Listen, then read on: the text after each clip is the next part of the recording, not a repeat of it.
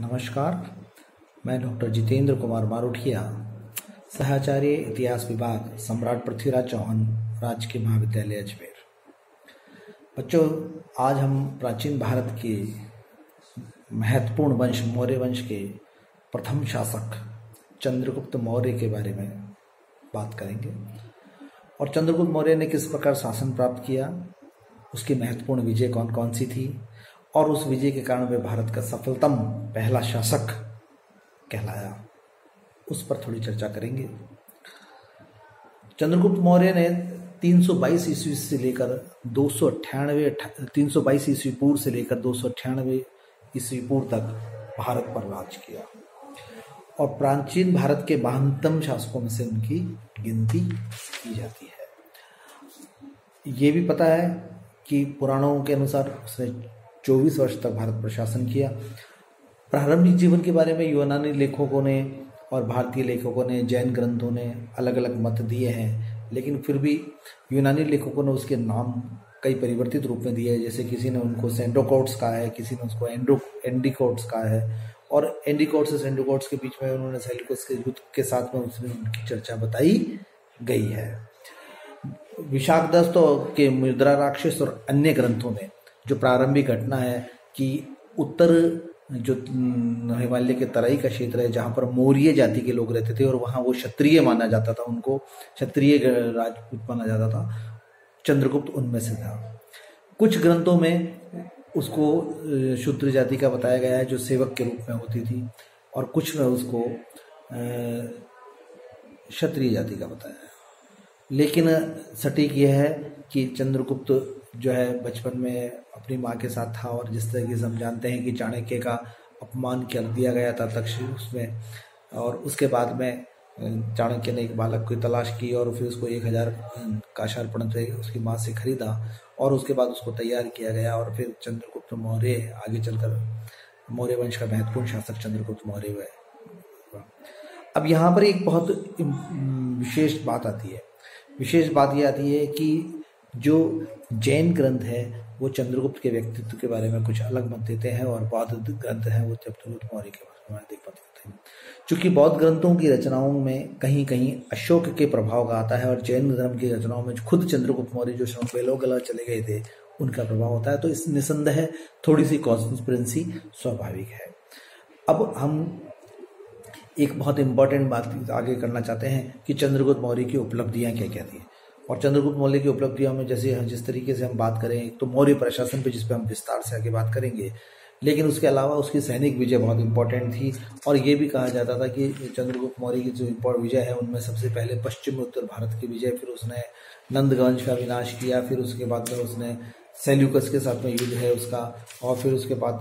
जो जिस तरीके से सेल्यूकस का ईरान तक का राज्य विस्तार किया, उसके बाद पश्चिमी भारत की विजय हासिल की और एक तरीके से दक्षिण भारत में भी वे गए थे और संपूर्ण भारत पर एक कहना चाहिए उनका आधिपत्य था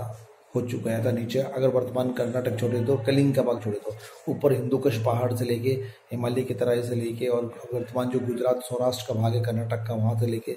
और उत्तर पूर्व वो सारे क्षेत्र उनके थे। लेकिन यहाँ आज हम दो इम्पोर्टेंट बात पे बात करेंगे। पहला कि यूनानियों के शासन का उन्होंने अंत किया,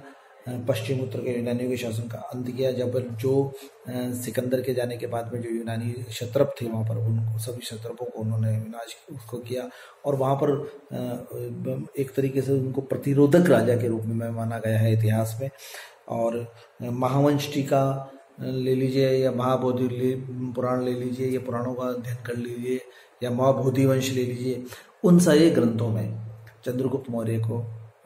इनका विनाश करने वाला, यूनानी को विनाश करने वाला है। यहाँ एक थोड़ी सी आती है कि क्या पहले नंदवंश का विनाश किया गया है या पश्चिम उत्तर का विनाश किया गया। तो वो एक जो बालक की घटना आती है कि चंद्रगुप्त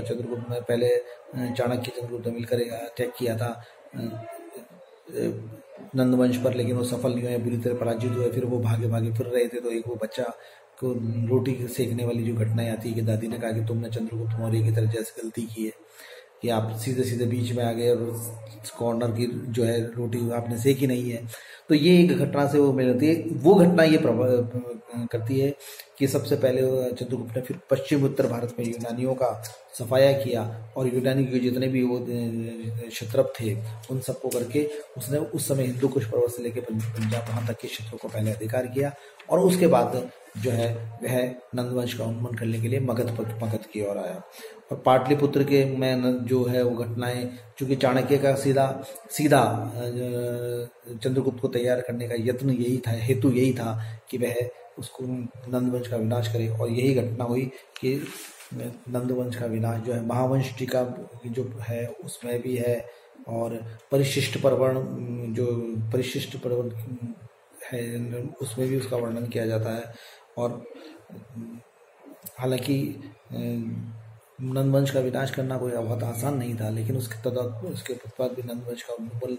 और मगध पर अधिकार किया गया। और फिर उसके बाद सेल्यूकस की पराजय हुई। और आपको हम मानते भी हैं कि सेल्यूकस जो यूनानी प्रतिनिधि था चंद्रगुप्त के मरने के बाद, उसको हिंदू कुश तक ईरान तक की सीमाओं तक का विस्तार कर लिया था उसको पराजित करके। और